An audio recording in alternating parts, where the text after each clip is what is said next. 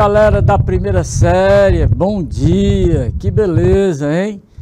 Nesta sexta-feira, meu primeirão da manhã, valeu, que bom, hein? E a turma toda aí. E hoje nós vamos fazer uma apresentação dos estudos introdutórios do arcadismo, né? Suas origens, características, o arcadismo com as origens na mitologia, e vamos trazer o arcadismo para o Brasil, tá bom? Vamos deixar lá na Inconfidência Mineira, para nas aulas subsequentes estudarmos os grandes autores do arcadismo, incluindo o arcadismo em Portugal, valeu?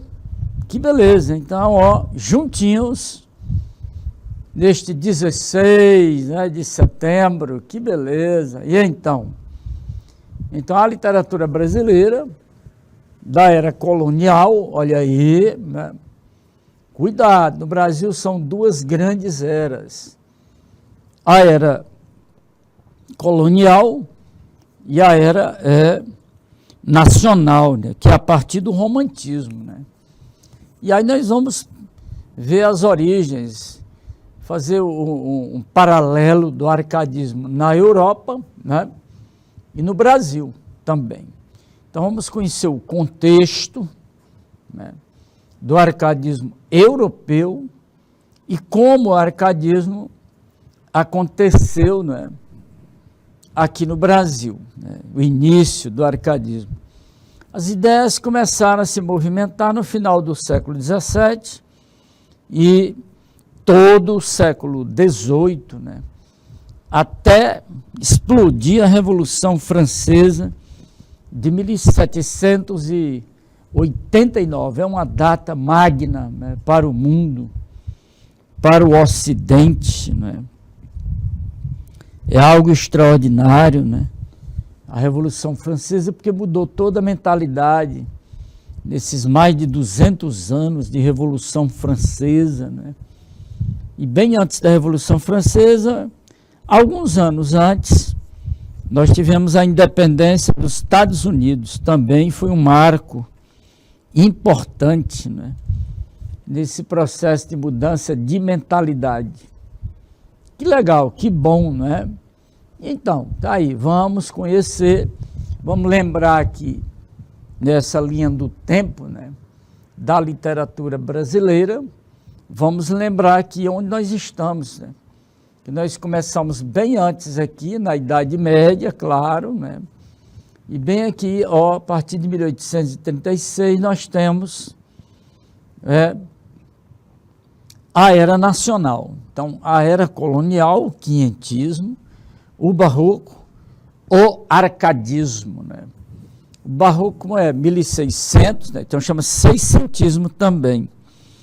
O arcadismo, que é em 1768, nós chamamos também setecentismo. Interessante, né? E a literatura do romantismo, que é 800, ó, oitocentismo. Mas aí abrange 3 períodos, né? Aqui, aqui e aqui.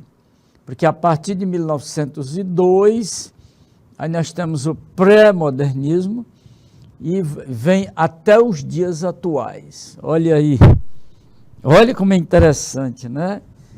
A primeira série, lembra, nós começamos a história da literatura aqui, ó, na Idade Média, né? Como nós não tivemos Idade Média, evidentemente que nós somos estudar a literatura portuguesa da Idade Média, as cantigas, né? Aí, como lá são 3 grandes eras, a era medieval, a era clássica, né? E a era moderna em Portugal, né?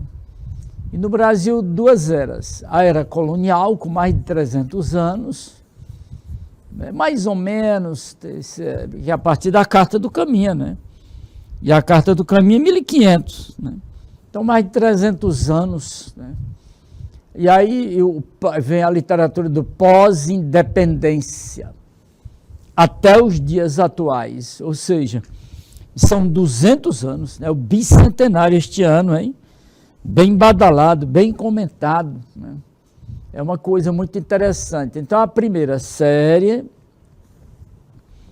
estuda até aqui, ó, a programação da história da literatura brasileira aqui, ó. E na segunda série vem até aqui, ó, o pré-modernismo. E a terceira série, a partir daqui, é todo o modernismo, né? Então, uma coisa muito curiosa é você acompanhar essa linha do tempo. Então, está bem aqui o arcadismo, ó. Então, os meses de setembro, outubro, novembro, né? E até um pouquinho de dezembro, nós temos essa obrigação dos estudos, né? Do arcadismo no Brasil, né? Tá bom? E talvez até façamos a introdução dos estudos do romantismo, né? Vai depender das circunstâncias. Tá legal, primeirão? E então? Que bom. Então vamos pegar aqui, opa, ó. Então nós temos aqui o arcadismo, o ismo aqui, ó. Olha aqui o ismo, ó. De novo o ismo. Então o ismo é a tendência, né? E aí tem a palavra Arcádia. Você tem a Arcádia. Aqui você tem a palavra clássico, 700. Então você tem 3 denominações para esse período. Ele foi dentro do século XVIII, né? As ideias já vinham do final do século XVII. Arcádia, né? O arcadismo, a palavra Arcádia deriva aqui, ó, Arcádia, antiga Grécia, um lugar onde se praticava, né, atividades pastoris, né? Então, o campo, a natureza, um espaço onde poetas, né, artistas ficavam naquela, né, a ideia que passa, aquele momento gostoso com a natureza, tocando flauta, né? É um lugar idílico, né, de amor à natureza, em que os pastores e as pastoras levam uma vida simples, tranquila, feliz, né? Oh, que beleza, não é? Então, são essas heranças clássicas, né, em que os poetas, eles praticavam esse comportamento, né? Ficavam tocando flauta, lira, né? Aquela vida tranquila, né? Sem aqueles problemas urbanos terríveis, né? E está aí a explicação para o arcadismo. O neoclassicismo, novo, né? Significa uma retomada, uma adaptação ao contexto da cultura greco-romana, né? E do Renascimento, porque o Renascimento já é uma retomada dessa cultura, né? Arquitetura, pintura, escultura, literatura, filosofia, né? Tudo isso, a história, né? Todo o legado greco-romano. Então, esse neo é o novo, né? Uma nova, né, retomada desses valores, né? Então, você tem já essas duas denominações, o neo, o novo, né? Essa retomada, num novo contexto, né, da cultura greco-romana, passando pelo Renascimento. E o Renascimento em língua portuguesa, ele está centrado aqui no Camões. Está aí. Ele influencia. O Camões, ele é um ponto de referência dentro da literatura de língua portuguesa que ninguém pode perder isso aí, né? É algo assim muito curioso. É impressionante, né? Ele influencia até hoje, né? Tá bom, galera? Beleza, então. Que ótimo.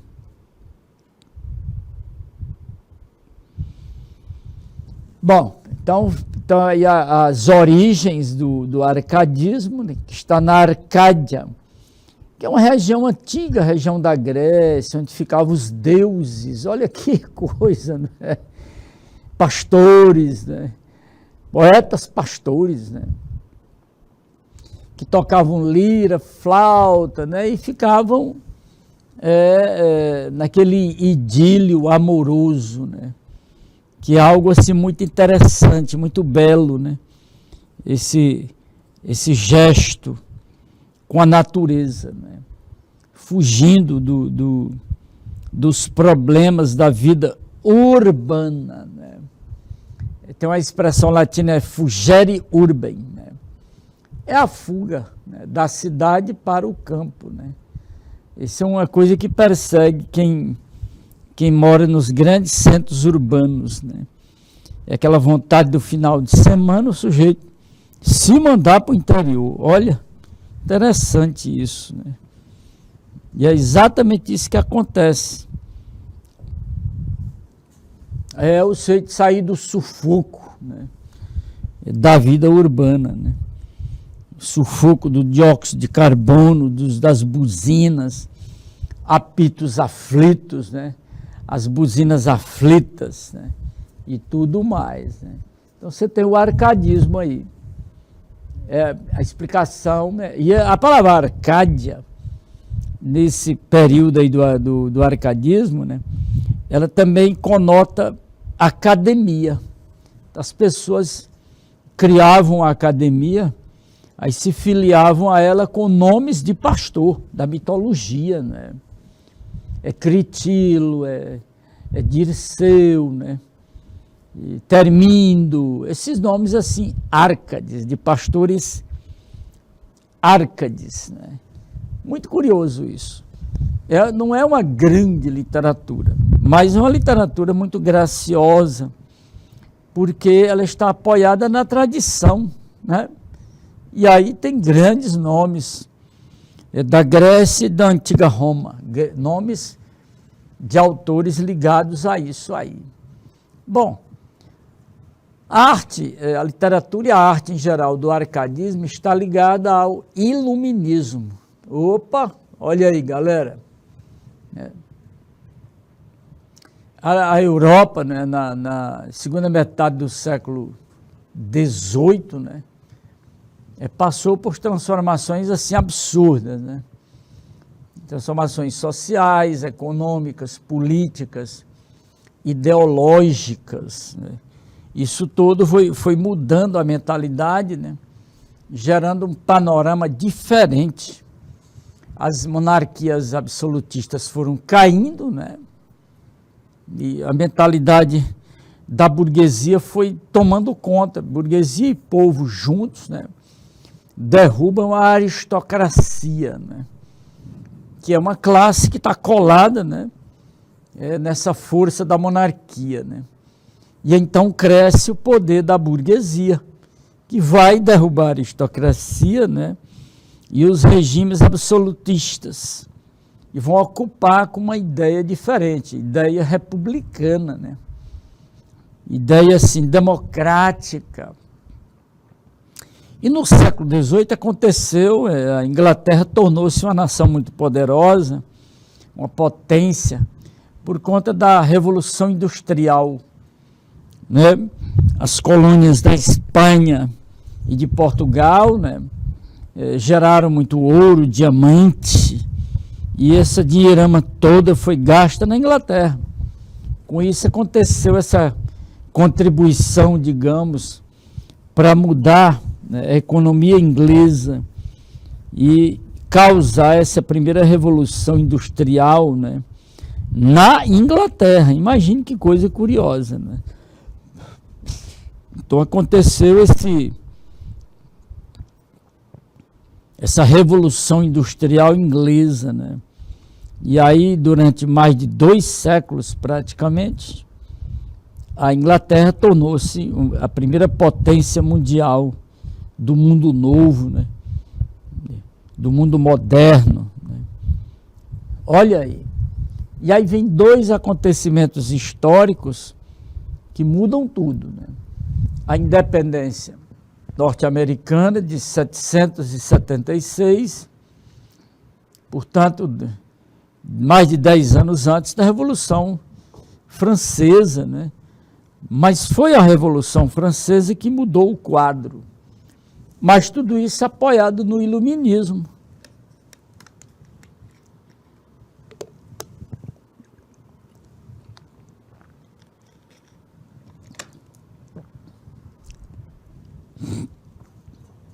Tá aí. Olha a Revolução Francesa aí, galera, né? Um conjunto de eventos, né, que foram acontecendo e derrubaram o antigo regime, né? O quadro político e social mudou de tal maneira que caiu a aristocracia, né, e o regime absolutista dos reis absolutos, né, aquela loucura toda, e entrou em cena um novo poder, né, que é o da burguesia e com a participação do povo. Hein? E a partir daí nós temos a idade contemporânea, né? É a partir da Revolução Francesa. Então essa idade contemporânea é um novo momento na história da humanidade, né? Pelo menos da humanidade ocidental, né? Então está aí a Revolução Francesa, que é um marco da história, né? Que mudou tudo, todo o pensamento político, social, econômico, né? Isso aconteceu de uma maneira muito curiosa, né? As loucuras humanas de poder foram abaixo, né? E veio uma outra mentalidade, que também tem seus problemas, tem suas exceções, né? Mas vem mudando o planeta nesses mais de 200 anos. Muito legal. Está aí, os ideais da bandeira francesa, né? E aí a primeira série, que legal, que bom, não é? O Alencar conosco aí, muito bom dia, José William.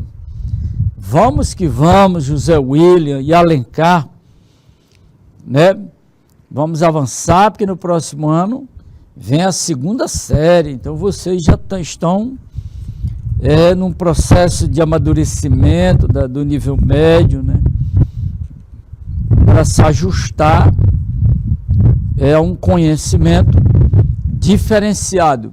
Primeirão, olha aí as 3 palavras da bandeira francesa, né? Que coisa, né?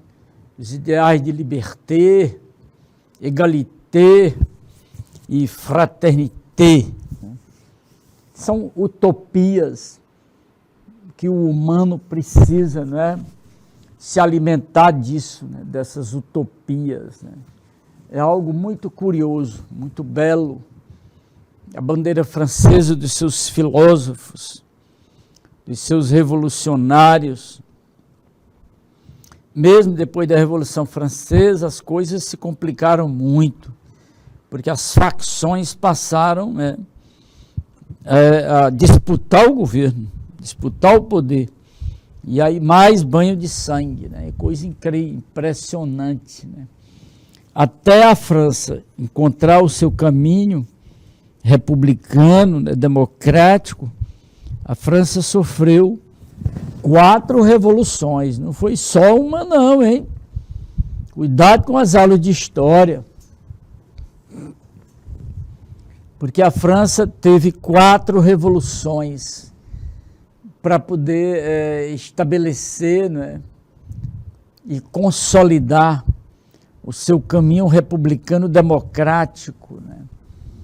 Mas a mais conhecida é a primeira, de 1789. Valeu, galera. Olha aí, primeirão, como as coisas são interessantes, né? 3 palavras da utopia, né, da vida do homem no planeta. Os ideais de liberdade, né? Algo muito complicado, liberdade, né? O conhecimento liberta. Então a nação precisa de escola, né? Porque o conhecimento liberta, né? E aí tem os ideais de igualdade, não é? A igualdade é algo muito complicado, é uma utopia terrível, né? E vem a fraternidade, que é preciso estabelecer isso nos corações, né? A fraternidade, né? Olhar o outro, ver o outro, né? Que ótimo, pois vamos lá. Bom, aqui nós vamos conhecer algumas ideologias, né? Muitos princípios que mudaram, é o mundo contemporâneo, né? Grandes influenciadores, né? Grandes pensadores que avançaram muito, né? E hoje nós estamos colhendo muita coisa disso, né? Nós temos Voltaire, Diderot, D'Alembert, Montesquieu e Rousseau. Olha aí, né? São os adeptos, né? Os criadores, né? Do laicismo, né? Do empirismo, que tudo isso fundamentou o liberalismo, né? Então, o laicismo, o empirismo, foram as bases, né? Do regime liberal, né? O liberalismo. Né? Agora, o mais destacado movimento do período mesmo foi o iluminismo. Né? Fantástico o iluminismo. Né? As ideias. Né? E o iluminismo ele está concentrado no movimento, né, chamado enciclopedismo, em que os conhecimentos de filosofia e científicos, né, eles estão concentrados na primeira enciclopédia, né, criada pelo homem, né, é juntar os conhecimentos, né. O enciclopedismo, onde os grandes intelectuais da França foram concentrando o conhecimento nessa enciclopédia famosa de muitos volumes. Né? Isso tudo acabou. Papel, enciclopédia, isso aí, tudo está no Google. Né? É um oráculo poderoso, extraordinário, de consultas. Né? Só precisa, às vezes, a pessoa ter cuidado, porque é muito aberto, é terra de ninguém, hein? E às vezes pode atrapalhar a pessoa, né? Entendeu? Ótimo. Então aí está, hein? As principais mudanças ideológicas, né? E que mudaram a mentalidade do Ocidente, né? E ainda com a ajuda da independência norte-americana, né? Ajudou muito nesse processo. Né? E aí nós temos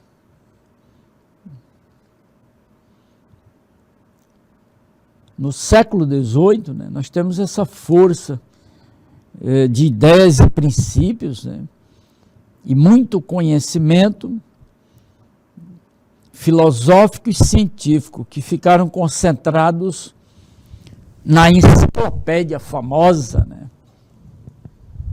Tem mais, olha aí. Está aqui o liberalismo. Então, e o que é o liberalismo? Você tem que juntar os conhecimentos das suas aulas de filosofia, né, sociologia. O liberalismo é uma ideologia política que defende os sistemas de representação, né, e os direitos civis. Igualdade de oportunidades para os cidadãos. Isso é liberalismo, hein? Olha aí, né? Representação, as eleições, né? Mas ainda falta muito para a gente poder atingir uma situação mais igualitária, mais cuidadosa, né? Ainda tem o liberalismo como doutrina econômica, olha aí, né? A livre concorrência, muito interessante isso, né? Porque a livre concorrência, a concorrência não deixa o sujeito cochilar, hein? Ele está sempre querendo fazer melhor, sem a interferência do Estado. como um meio de obter o equilíbrio, né, entre os interesses sociais e os interesses individuais. Isso aí é uma base de convivência muito saudável.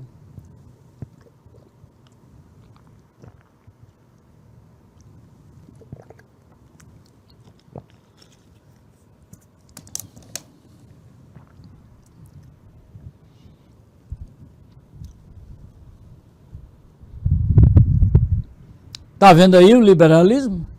Então, quando alguém perguntar o que é liberalismo, né? É um regime liberal, é um regime apoiado na livre concorrência, né? Iniciativa individual, né? E livre, a livre concorrência. O Estado ele apenas vai mediar, né? Estabelecer o equilíbrio, com as leis, evidentemente, né?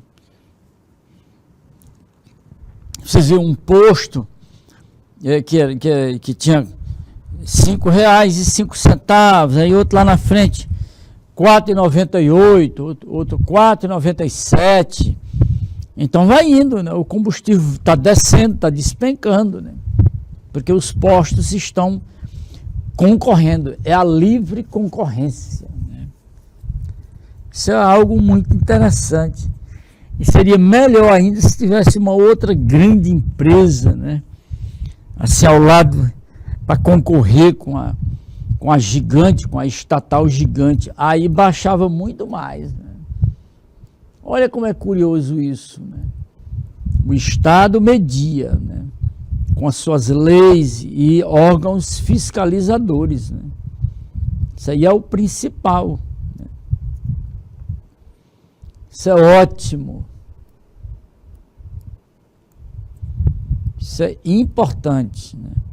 Isso tem 200 anos, mais de 200 anos que vem se tentando, né, ajustar isso aí, aperfeiçoar isso aí. Parece que é um caminho sem volta, né? E então, primeirão, vamos que vamos. Aqui, o que foi a Revolução Francesa? Foi a destruição do absolutismo. Olha que coisa, né? Imagine, tinha ainda muitos vestígios do feudalismo, né? Então a Revolução Francesa destruiu tudo isso aí, e implantou uma nova mentalidade, uma nova ordem, né? Uma nova ordem econômica, né? Uma nova ordem política, né? Enfim, uma nova ordem política, econômica e social. E é o capitalismo, né? Mas não é o capitalismo de especulação, né? de manipulação política, essas coisas. É um capitalismo de investimento, né? Para gerar muita coisa boa, né? Esse é o que se entende. Isso pelo poder da burguesia, né? Essa nova mentalidade burguesa, né? Tá aí, o sentido da Revolução Francesa foi esse aí, né? Isso levou tempo, hein? Tem muito tempo até, né? Mas tem dado certo, pelo menos, embora com muitos defeitos e vícios, mas é o melhor que temos no planeta, né? São os sistemas de representação. Aí é que está.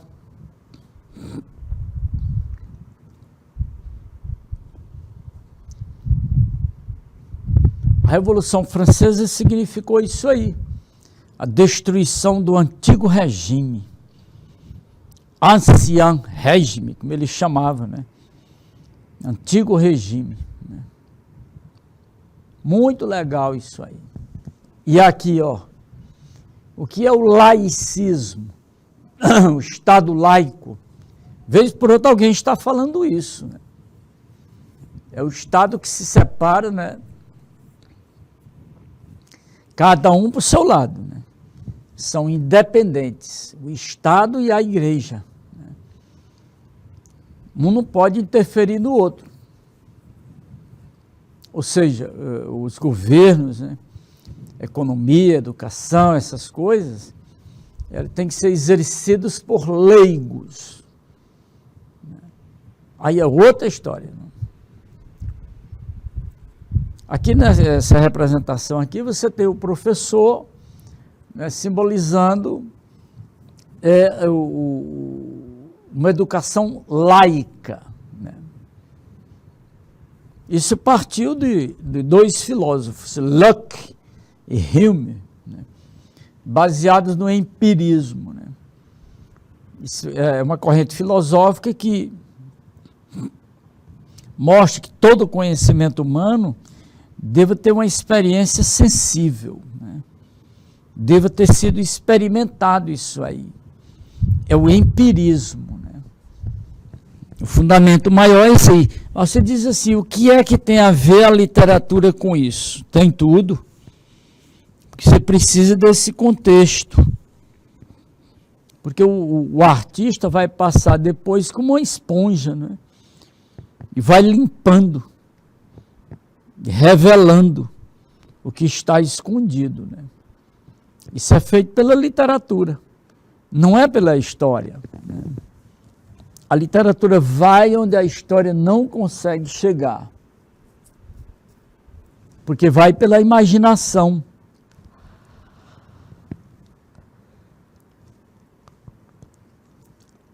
Esse é o fundamento maior.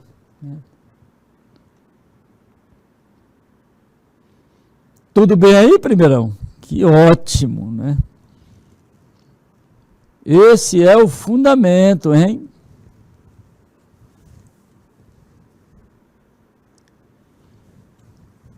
Então você tem aí o laicismo, tudo isso, imagine, todas essas ideias, essas transformações aconteceram no século XVIII e foram se somando, né?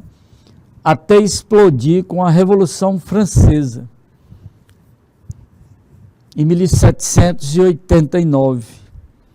Mas o Estado laico, esse rompimento do Estado com a Igreja, só acontece no final, um século depois da Revolução Francesa, no final do século XIX,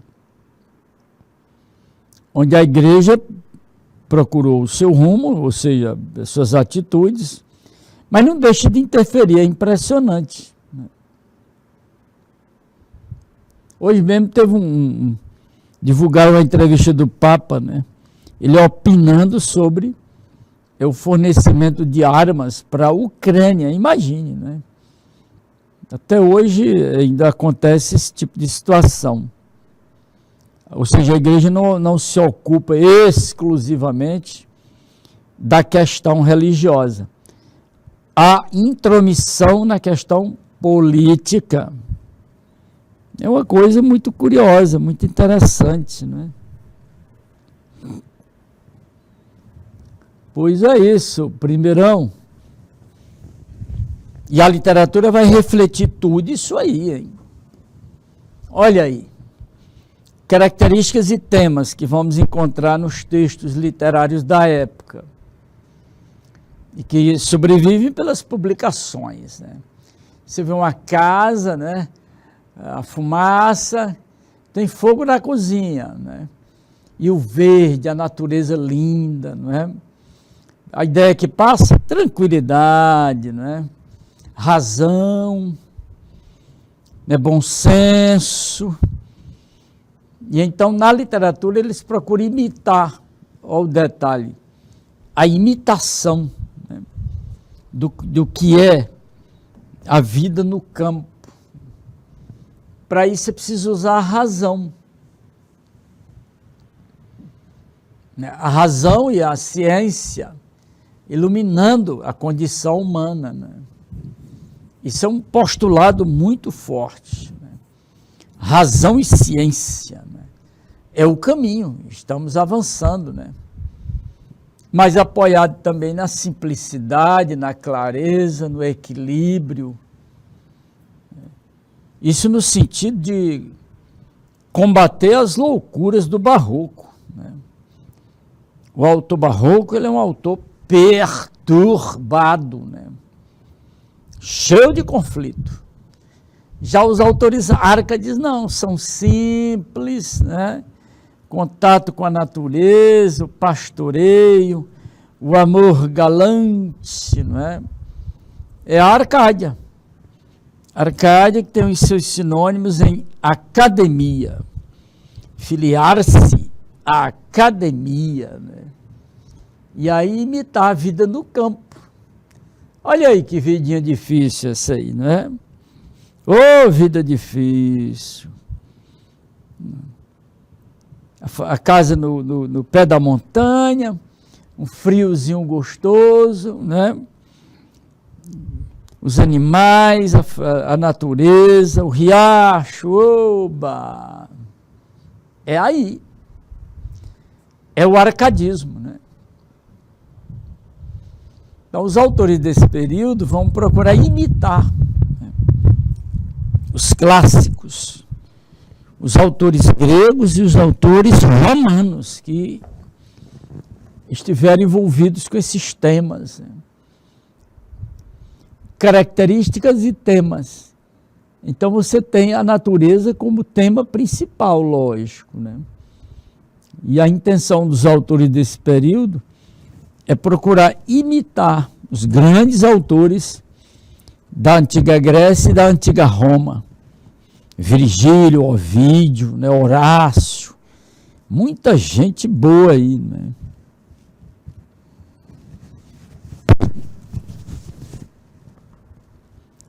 Então é isso aí, galera. E tem mais, hein?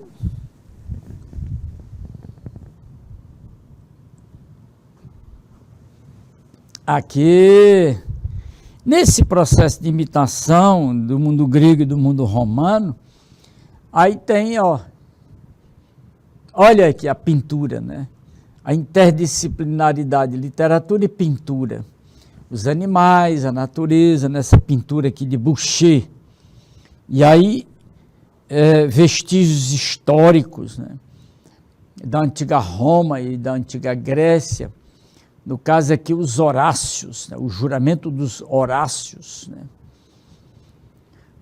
E aí tem na escultura, né? Aquela perfeição e aquela sensualidade do mundo grego, né? Adonis e Vênus, né? Então você tem grandes pintores desse período e escultores que procuraram imitar, né, os clássicos, né? E aí está.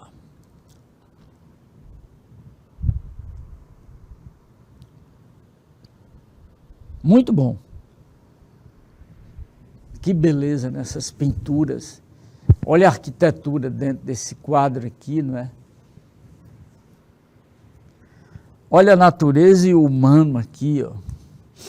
Gaita de folha aqui, ó, interessante, né? Curioso. Que paisagem, né? Esse contato com a natureza, os animais.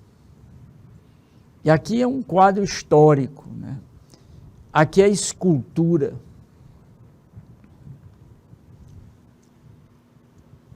E tem, olha aqui, que ótimo, muito bom. Aqui nós temos 5 expressões latinas, né? 5, que são as características principais do arcadismo, né?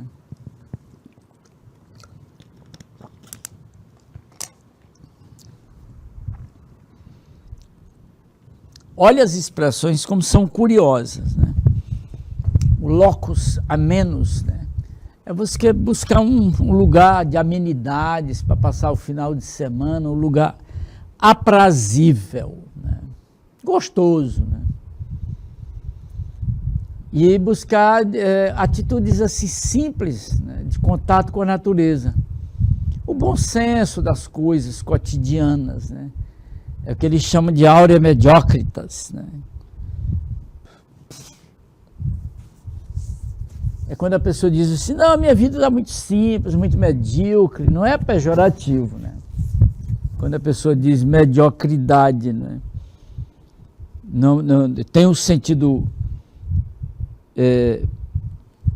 desprezível e tem o sentido construtivo, né? Mas as duas expressões que marcaram mais são essas aqui, fugere urbem e carpe diem. Aqui é demais, né? Aqui é terrível, né? Aí, ó, o fugere urbem, urbe, né? Urbe é cidade, orbe é o planeta, né? Então você tem aí fugir da cidade e buscar o campo, né? Um lugar para a pessoa não sofrer, né? E longe da corrupção, né? Essa palavra corrupção, ela tem muitos sentidos, né? No caso aí, a contaminação da cidade, né? Som, a fuligem dos carros, buzinas, essa coisa louca, né? E aí tem uma expressão muito famosa, né? No campo da filosofia e no campo da literatura. É o carpe diem, né? Aproveite o dia, aproveitar o seu tempo, não desperdiçar o seu tempo. É o carpe diem, famoso isso aí, né? Já foi tema de filmes, já foi nome de perfume, é uma expressão muito viva, né, na vida das pessoas, né? Uma herança do mundo grego. Os gregos, eles advertiam que as pessoas deveriam aprender a usar o tempo, né? E está valendo para o primeirão aí, hein? Aprenda a usar o tempo. E no caso aí do arcadismo, né, é que o poeta pastor, né, convida sua amada, né, para aproveitar bem os prazeres do amor. Porque a vida é breve, hein? E o amor mais breve ainda, né? Esse é o fundamento maior, né? O amor é breve. O tempo, né, é a brevidade da vida. Então tudo isso tem um fundamento muito curioso. Não perca esse detalhe aí, galera. Nos textos que nós vamos trazer nos próximos encontros, nós vamos repetir essas características, que é para fixar bem. Tá bom? Está aí. Locus a menos, o lugar ameno, amenidades. Ah, eu vou para um sítio, ficar lá, finalzinho de semana, né? Para eu espraiar um pouco. Um lugar legal, né? Tem banho, a natureza. E o Aurea Mediocritas, valorização das coisas cotidianas, das coisas simples, né? E aí vem fugere urbem. Pra vocês terem uma ideia, pelo ano, deixe-me ver, na época pelo ano do nascimento de Jesus Cristo, né? Roma tinha 1 milhão de habitantes, era maior do que Teresina. Imagine que absurdo, né? Então as pessoas já não aguentavam mais morar em Roma, né? Então o que acontece? Havia um estímulo para as pessoas saírem da cidade e morar no campo.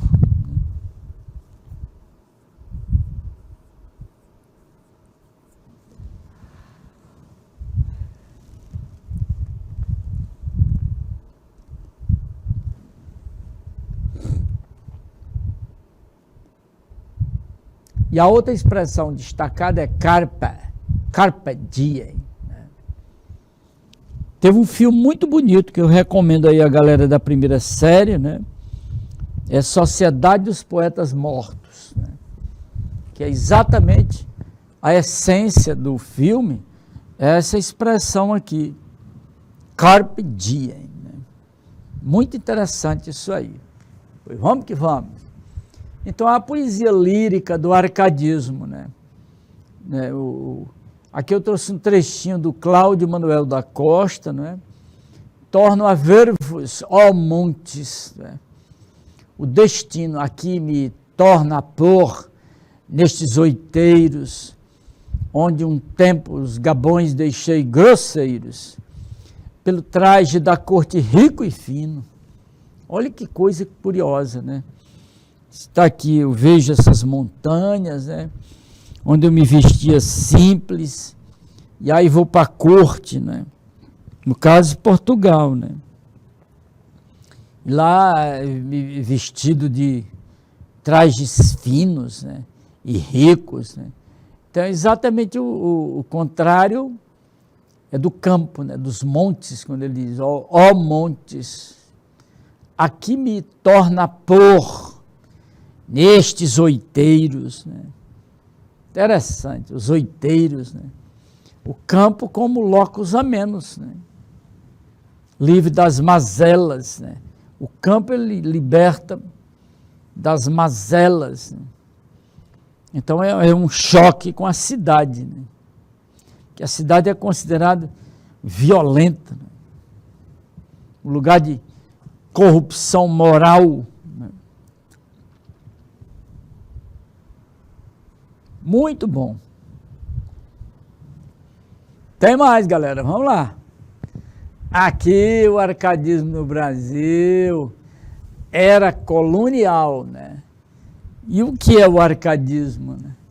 É a vida, né, do campo, a vida simples, né? No campo. Oh, beleza. Tá aí a foto de novo. Um cavalo ali, a casinha no pé da montanha, né? Do morro aí. Coisa bem simplesinha, né? É vida simples. O campo e a vida simples. Eu trouxe aqui no Brasil, começou em 1768. Foi até 1836. Oficialmente é o romantismo, que começa em 1836. Né? E aqui tem um texto do Roberto Carlos, imagine, né? E ele exaltando a vida no campo. Além do horizonte, deve ter um lugar bonito para a gente viver em paz, né? Encontrar a natureza, né? Um amanhecer lindo, uma alegria, né, dos pássaros, felicidade, né, o canto dos pássaros. Deitar no campo, né, festejando e tudo. Olha o cenário aí. Olha esse cenário, né? Quem vive na cidade no sufoco, o que é que ele imagina?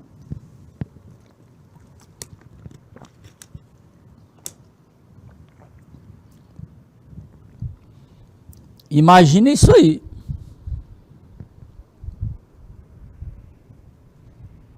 Muito bom. E olha aqui, o arcadismo no Brasil, né? Olha a questão política. O arcadismo no Brasil, ó, quem está do lado direito aqui, o Tiradentes, né? E a bandeira mineira que libertas quaesera tamen. Está na bandeira de Minas. É um verso do Romano Virgílio, né? Liberdade ainda que tardia, de qualquer maneira, né? Aí você tem o arcadismo no Brasil, né? Reflete bem a condição do intelectual do século XVIII, né? Recebendo influências da Europa, né? Influências das ideias iluministas, evidentemente, né? Então nós temos aí no mesmo ano da Revolução Francesa, e influenciado também pela independência americana, a Conjuração Mineira. Aqui, a Conjuração Mineira, né? Por isso que a literatura do arcadismo, ela tem no Brasil, ela tem forte conotação política, né? Ideias iluministas, né? Então você tem um intelectual brasileiro do século XVIII, está fervendo, né? De ideias, né? De mudança, né? De independência. Imagine, a independência é um processo longo, né? É um processo, e a coisa começa com a Conjuração Mineira, depois teve Conjuração Baiana, Confederação do Equador, até acontecer em 1822, né? Que agora em 2022 você vê, explodiu, né? Nas televisões, rádio, tudo, os comentários dos dias assim importantes, dos acontecimentos, até a independência acontecer, né? Teve o dia do fico, né? Muita coisa curiosa, muita história, né? Muito bom. E aqui o momento máximo, né, no Brasil está com o Marquês de Pombal. Ele foi o primeiro ministro de Dom José I. Galera, olha a data aqui, foram quase 30 anos aí do Marquês de Pombal. Então a política dele foi terrível, né? Reformou o ensino, expulsou os jesuítas, costurou o Tratado de Madrid, transferiu a capital, né, de Salvador e mandou para o Rio de Janeiro, hein? Foi ele. Aconteceu um terremoto em Lisboa, terrível isso aqui, né? E aí a corte veio para o Rio de Janeiro, e nesse ínterim nós tivemos a independência dos americanos e a Revolução Francesa, né? Dá uma olhadinha nesse quadro, como ele é fundamental, né?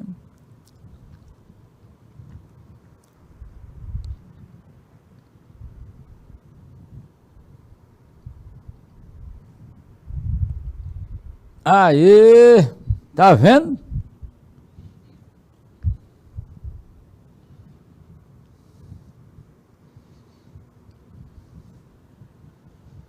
Marquês de Pombal foi um show, né? Primeiro disse, na capital não vai ser mais Salvador. A capital da colônia vai para o Rio de Janeiro. E mudou, né? Você viu lá ontem o time do Fluminense, Flumen, Rio, olha aí. Quem nasce no estado do Rio de Janeiro é Fluminense. Mas quem nasce na cidade do Rio de Janeiro, aí é carioca. Olha que coisa, não é? Então tem dessas situações curiosas. Primeira série, galera, ó, até o próximo encontro. Valeu, tchau, tchau, hein?